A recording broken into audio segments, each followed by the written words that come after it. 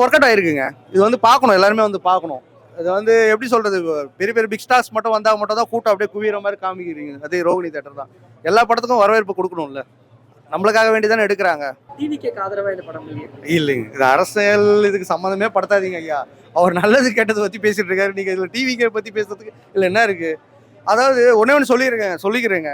Real வேலை, reel வேற. ஓகேங்களா? நம்ம வந்து படத்துல இருக்கிறது அப்படியே வந்து நடக்கணும்னு நினைக்கிறதுலாம் அதெல்லாம் சாத்தியம் இல்லை. படத்துல வந்து ஒரு ஆதங்கத்தை தான் ஒரு டைரக்டர் காட்ட முடியும். இது வந்து தீவிரவாதி ஆகி சாகிறத விட அழகா சிஎம் ஆயிட்டு பீச்சில் சமாதி ஆயிரு, அதுதான் உனக்கு பெருமை அப்படிங்கிற மாதிரிலாம் சொல்லியிருப்பாங்க. இந்த டைலாக்காக இருக்கட்டும். அதே நேரத்தில் நம்ம பெட்ரோல் டீசல் எல்லாத்துக்குமே வந்துட்டு கேள்வி கேட்க மாட்டேங்கிறோம். எதனால ரேட் கூடிச்சுங்கிறது இன்னைக்கு வரைக்கும் யாருக்கும் தெரியல. எதனால கடன் வாங்கிட்டு நம்ம இது பண்ணுறோம், அதுக்கான இன்ட்ரெஸ்ட் ஏன் கட்டுறோங்கிறது தெரியல. இந்த மாதிரி சின்ன சின்ன விஷயங்கள் எல்லாமே ஃபுல் பொலிட்டிக்கல். படம் முழுக்கவே ஸ்லோவாக போகும், ஆனால் நிறையா விஷயங்கள் நம்ம மைண்டுக்கு ஏற்றுற மாதிரி இருக்கும்.